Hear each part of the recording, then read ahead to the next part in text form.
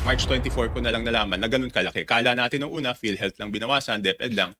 Later on, natuklasan ko po na yung mga flagship projects ng administrasyon, ni Pangulong BBM, ibig sabihin po ng flagship projects, yan po yung mga foreign assisted projects, ay tinanggalan po nila ng pondo para maisingit yung mga pondo na gusto na isingit doon sa BICAM.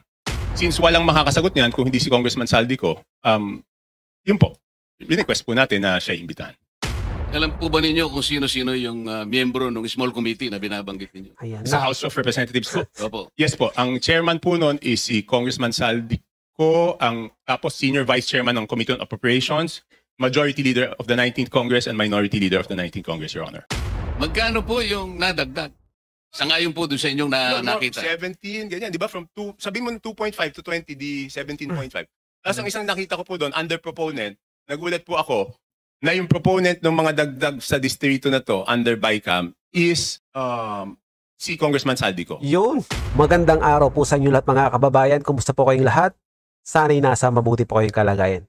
Nandito na naman po tayo sa isa na namang reaksyon sa mga bago at may init na kaganapan dito sa ating bansa. At eto nga mga kababayan, Kobe Chanko pupunta na sa ginagawang hearing dito po sa Blue Ribbon sa Senado. Napakadami niya pong isiniwalat dito sa pagdinig na ito mga kababayan at pinangalanan na nga po niya dito ang mga di umano'y bumubuo sa small committee dito nga po sa mababang kapulungan mga kababayan. Naungkat rin po niya dito mga kababayan ang iba't ibang pamamaraan na ginagamit ng mga congressman kung paano lipat o mag-allocate ng pondo sa bawat distrito. Panoorin na po natin ang kanyang naging pahayag. Pero bago yan, kung bago ka pa lang dito sa ating channel, ay mag-subscribe ka na at i-click mo na rin ang notification bell para maging updated ka sa mga susunod pa nating video. Paki-like at paki-share mo na rin ang video ito sa iba pa nating mga kababayan. Maraming salamat po.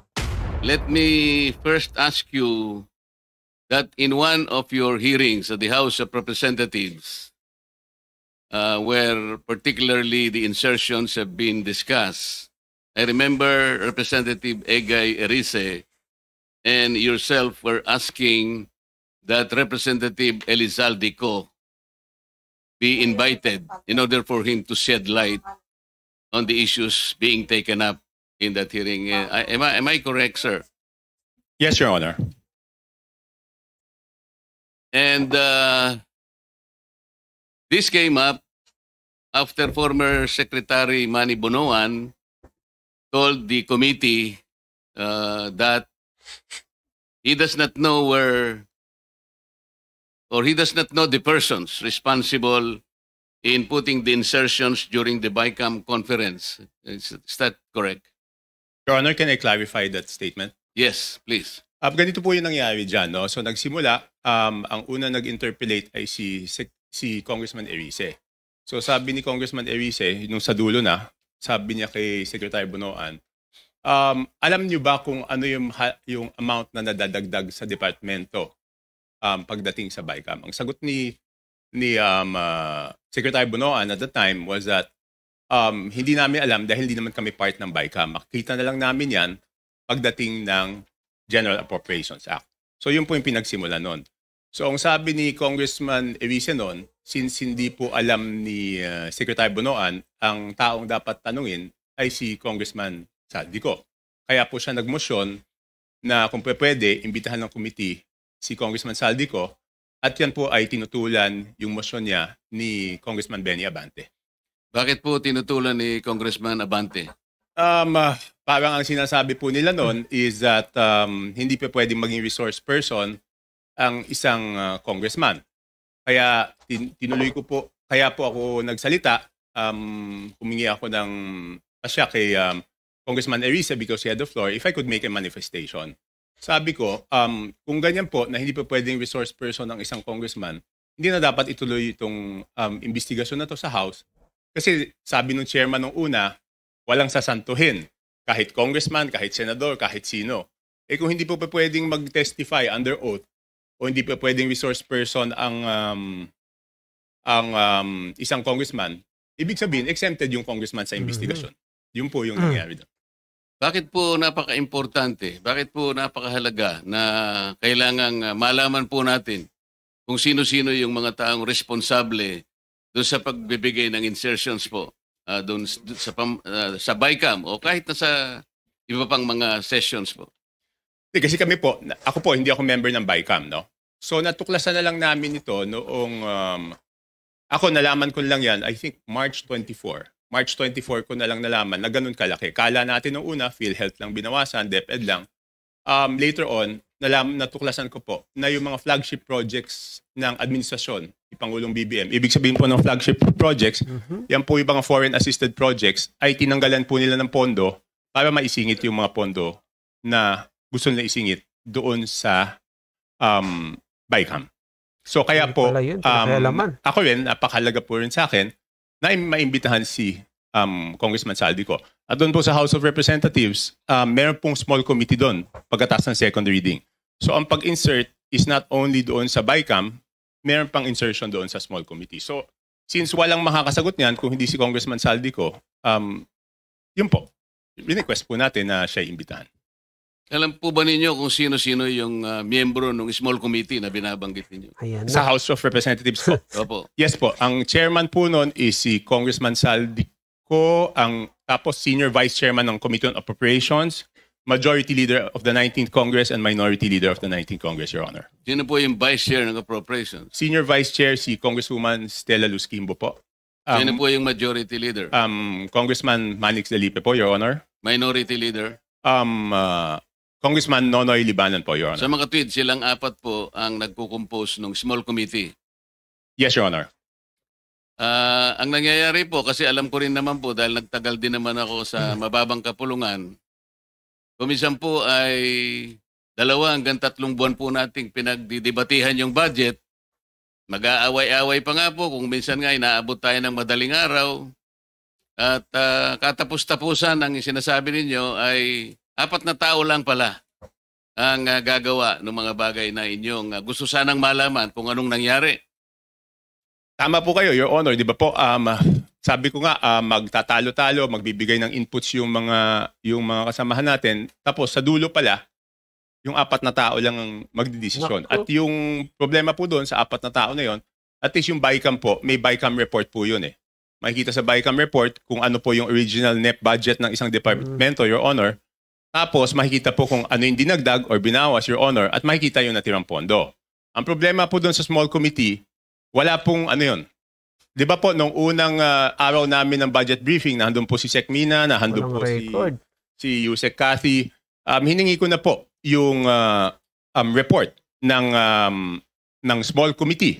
Kasi po, di ba, sa rules po natin sa House of Representatives, Section 39, kung di ako nagkakamali, pero baka mali ako, nakasulat po doon na after 7 days after maipasa ang isang batas or 15 days pagkatapos mag-end ng session, dapat po i-file sa archives lahat ng reports tungkol sa isang House bill.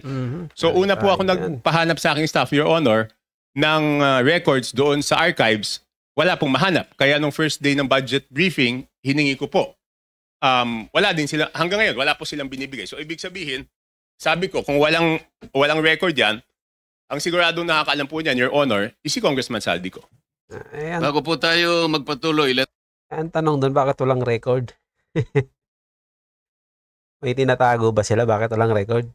let me acknowledge the presence of Senator Sherwin Gatchalian. Wala po kayong nakita sa archive o ayaw po nilang ipakita? Hindi po kasi yung archives, alam niyo naman po, Your Honor, yung archives natin sa House of Representatives, napakagaling po nun. Kahit yung deliberations ng 1987 Constitution, hanapin niyo po doon.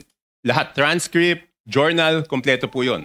Yun, wala talaga. Naku, big sabihin, at noong tinanong ko po, noon yung COMSEC, hindi po sila makasagot kung nasaan. Ang sabi ko nga, pa-email na lang sa akin, ang tagal na po noon, hindi in-email, so wala po talaga yun. At imposible naman na walang nakakaalam noon. Alam po ninyo, meron po nga tayong tuntunin sa House of Representatives kahit na po yung kopya ng enrolled bill. May 3 kopya po dapat na nandun po dapat sa opisina ng Secretary General.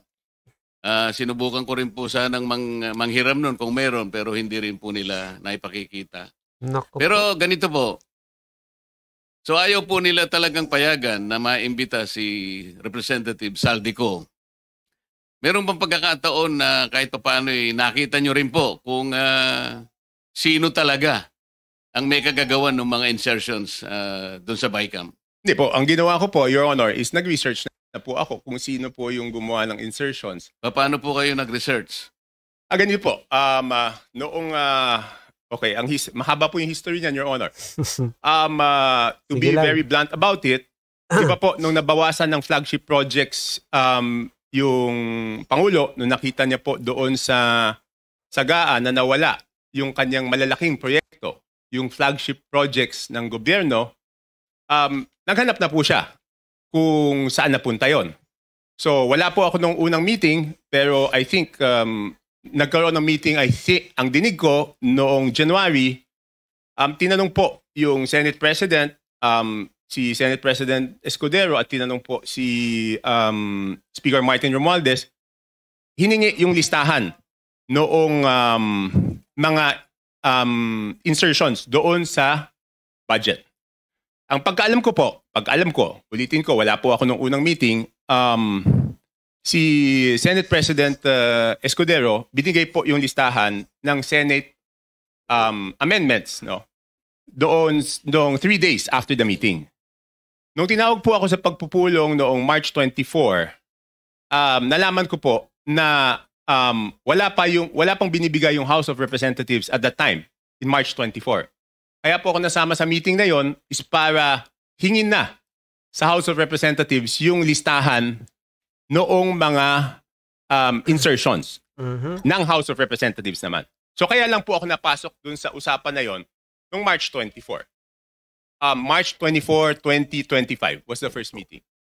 So dahil nga po sa paghahangad ninyo na malaman kung ano-ano yung mga insertions, kanino napunta at sino yung may kagagawan, paano po nyo eventually nalaman kung talagang nalaman ninyo? Hindi, ganito po, Your Honor. So March 24, paglabas ko doon, kasi nagmamadali na si Secretary Bunoan eh. Kasi ang worry niya po noon, March 29, mag-election ban po, di ba? So hindi maa-award, hindi mapapagawa yung projects. At pag hindi po napagawa yung projects, apektado po yung buong ekonomiya natin, di ba po?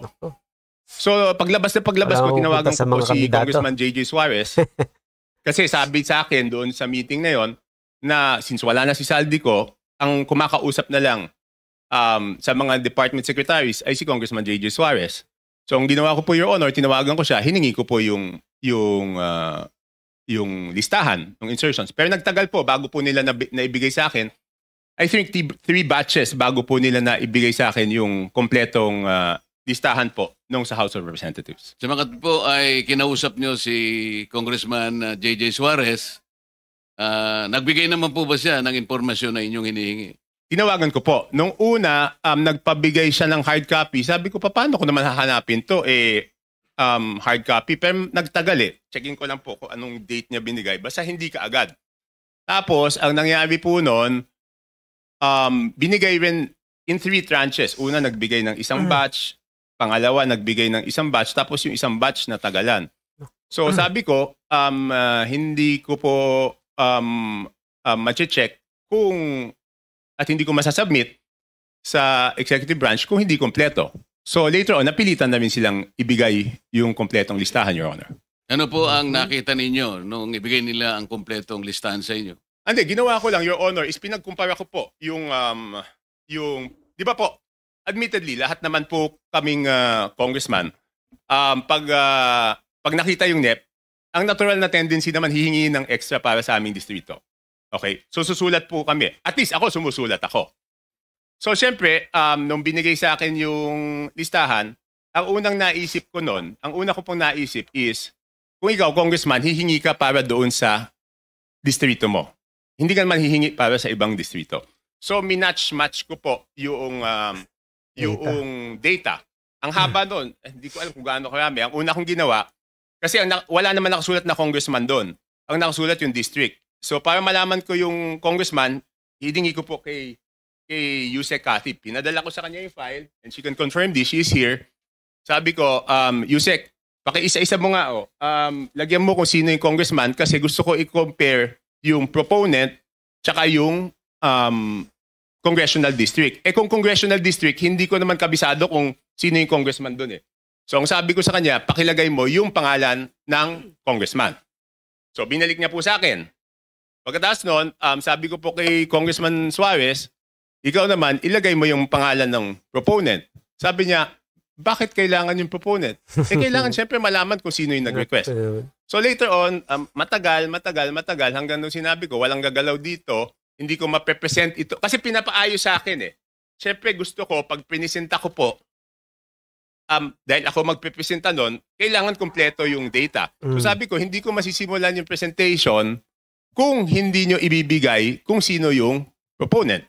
So later on, naibigay din. Hindi ko lang, wala lang yung telepono ko sa akin, Your Honor. Hindi ko ma-check na andun.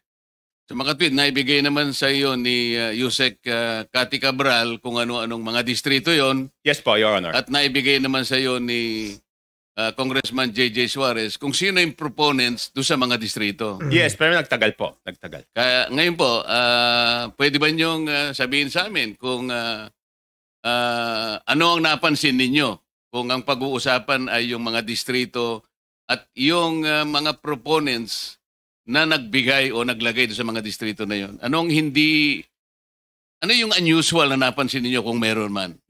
Your Honor, ang una ko pong ginawa, siyempre ako po yung magpepresenta. Ayoko naman na ako magpepresenta tapos mali pala yung data na pipresenta ko. So ang una ko pong chinek, Your Honor, is yung kasi di ba sa BICAM, may nadagdag naman talaga po doon sa navotas. Okay?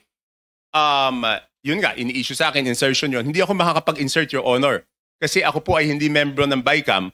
So pwede lang po ako mag-request kung ano man yung pumasok doon sa BICAM, yun amyenda na pinayagan ng BICAM. Okay? Opo. So, para hindi ako mapahiya, ang una kong chinek is kung tama yung pumasok o So yung nadagdag. distrito? Hindi, yung sa akin muna. Yun nga po, sa distrito niyo. Kasi alam ko po kung magkano yung nadagdag sa akin sa BICAM. Tumama naman po. Tumama. Kasi ang request ko noon is 1.1 o 1.2. Ang pumasok po galing sa House of Representatives na request is 529 at meron po galing sa Senate na 121 po yata.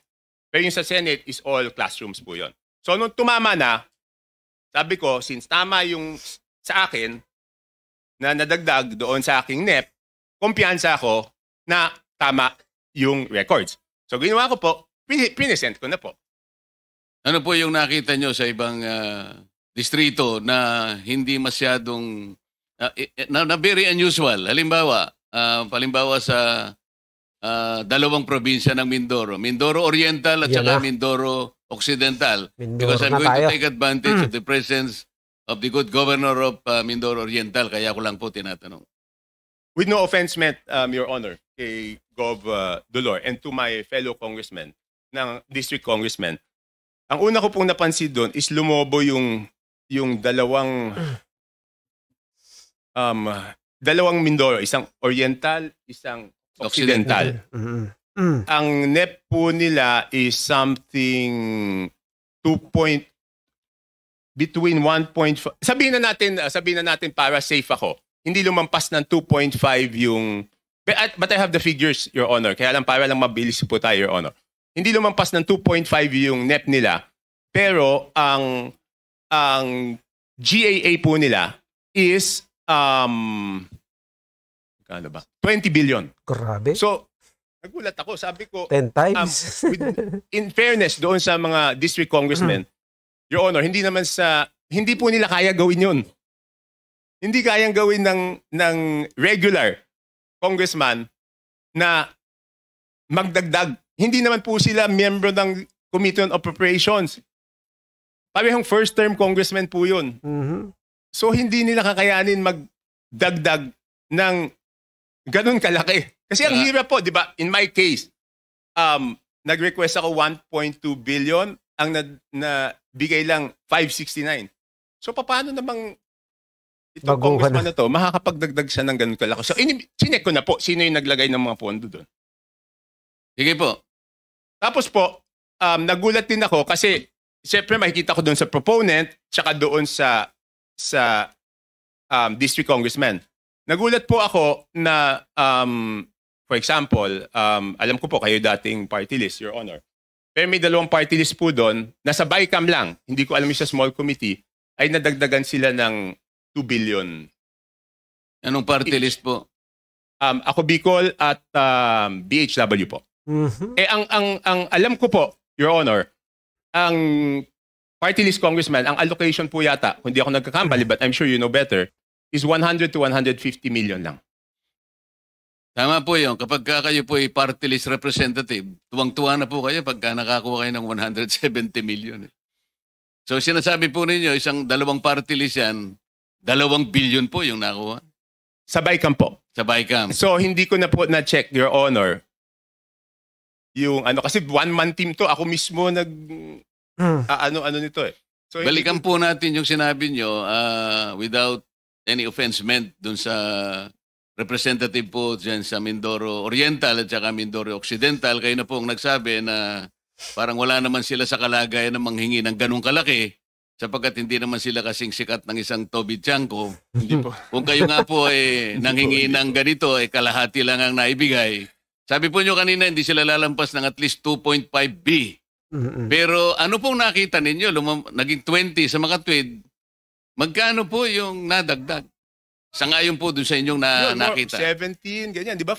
Sabihin mo 2.5 to 20, di 17.5. Tapos ang isang nakita ko po doon, under proponent, nagulat po ako na yung proponent ng mga dagdag sa distrito na to, under BICAM, is si Congressman Saldico Yun.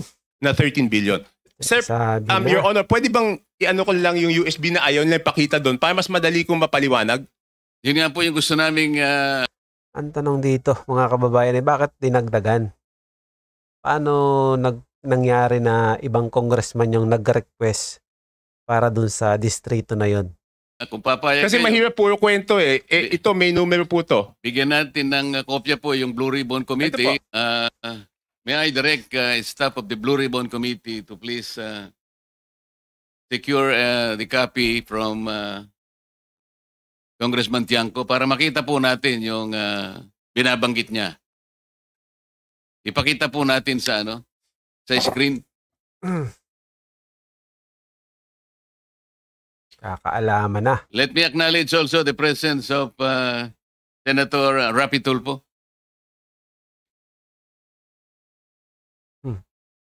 Senator Bato, di mo na-acknowledge Senator Marcoleta.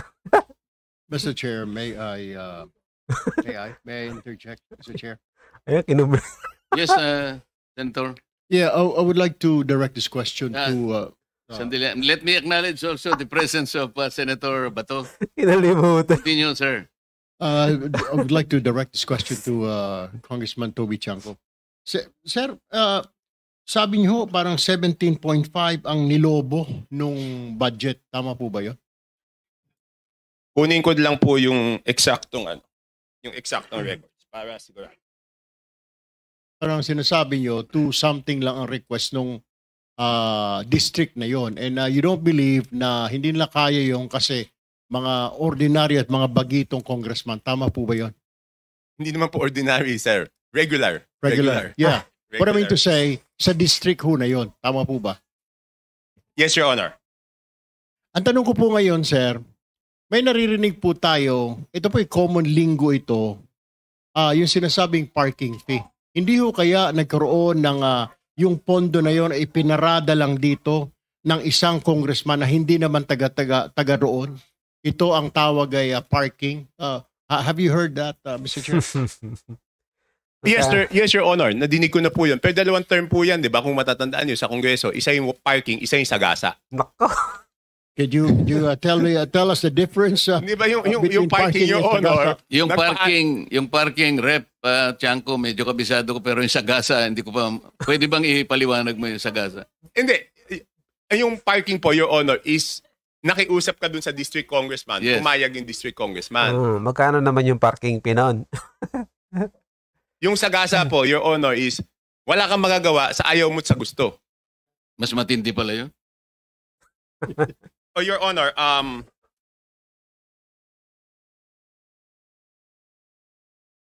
so dalawang term po yan, Your Honor. Isang parking, kasi madidinig mo sa congressman nasagasaan kami. Paano naman kayo nasagasaan? Binatuhan kami ng pondo na hindi naman namin alam. Ang ibig sabihin, Mr. Chair, Yung nangyari sa Mindoro ay sagasa po yun? Malamang. Your Honor, no personal knowledge. Your Honor, ito po. Mindoro Oriental, DEO, 2530 billion ang NEP. Nandito naman po si Yusek Kati, pwede niya i-confirm to kung pareho yung records namin. Tapos, ang total budget is 20,999 million. Grabe nga. Tapos, yung Mindoro Oriental DEO, 1,508,583,000. Ang GAA po niya is 20,795,429. Ang magandang malaman dyan o alamin dyan ay kung magkano dun sa total na 20 billion na yun ay magkano talaga yung napunta dun sa proyekto. Baka mamaya wala pang kalahati yung nandun sa proyekto. Sipin mo 20 billion. Importanteng malaman kung magkano yung napunta dun sa actual na proyekto para magkaalaman na. So nagulat ako nung nakita ko yun, Your Honor. At yun na nga mga kababayan, hanggang dito na lang po ang video ito. Kung ano man po ang inyong opinion at suhestyon patungkol sa video na ito, ay i-comment nyo lang po sa ibaba. Naway maging kabahagi po tayong lahat tungo sa pagsulong at pag-unlad ng ating pinakamamahal na bansang Pilipinas. Ingat po kayo palagi at maraming salamat.